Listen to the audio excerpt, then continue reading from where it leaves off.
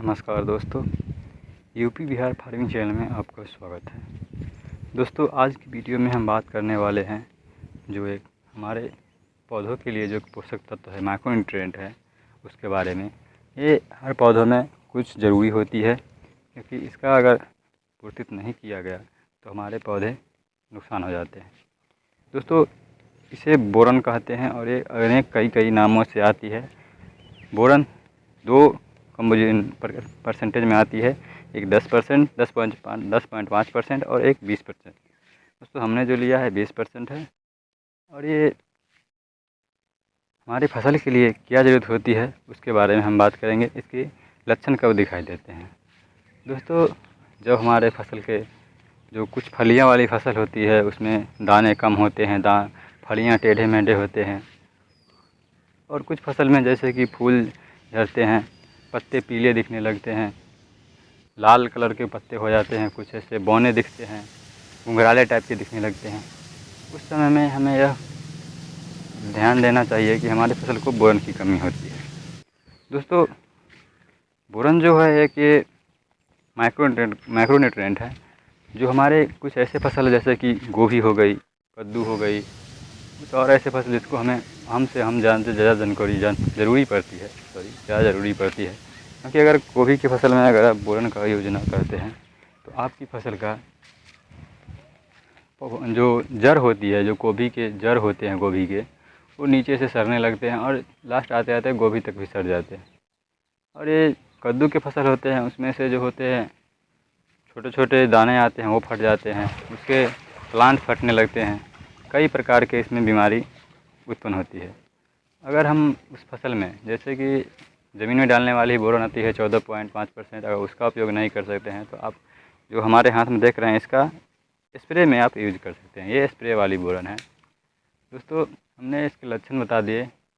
बात करेंगे इसका डोज और प्राइस, इसके बारे में सारी जानकारी। दोस्तों, इसका डोज अगर आप हाई टेम्परेचर यानी 30 डिग्री से प्लस टेम्परेचर में इसका यूज करते हैं तो आपको इसको 1 ग्राम के प्रति लीटर के हिसाब से यूज करना है। अगर आप इसे ठंड महीने यानी कि लो टेम्परेचर में यूज करते हैं तो आप इसे 1.5 ग्राम, अधिकतर 2 ग्राम तक यूज कर सकते हैं। लेकिन एक बात को ध्यान देंगे, आप 2 ग्राम से ज़्यादा यूज ना करें। जैसे कि बैगन वगैरह, कद्दू वगैरह फसल पर अगर 2 ग्राम से ज़्यादा यूज करते हैं तो उसमें से आपके सारे फूल बोरन की ज़्यादा डोज के कारण से गिरने लगेंगे और उसमें और ज़्यादा नुकसान होने लगेंगे। तो आप ये ध्यान दीजिएगा, 2 ग्राम से ज़्यादा इसका यूज नहीं करना है। दोस्तों, बात करेंगे इसके प्राइस के। जो हमने ये बोरन लिया है ये हमें 100 ग्राम का प्राइस 60 रुपये मिला है। क्योंकि ये जिस कंपनी के द्वारा बनाया गया है हम इसे बार बार लेते हैं, इतना ही प्राइस में आती है। और ये इससे बड़ी पैक 250 ग्राम का आता है, उसका लगभग 120 रुपये आता है। ये एरीज एग्रो लिमिटेड के द्वारा बनाया जाता है, जो बोरन 20 करके देता है। दोस्तों, ये बोरन हम बार बार स्प्रे करते हैं और ये करना ही चाहिए, क्योंकि हमारे फसल को ज़रूरत पड़ती है।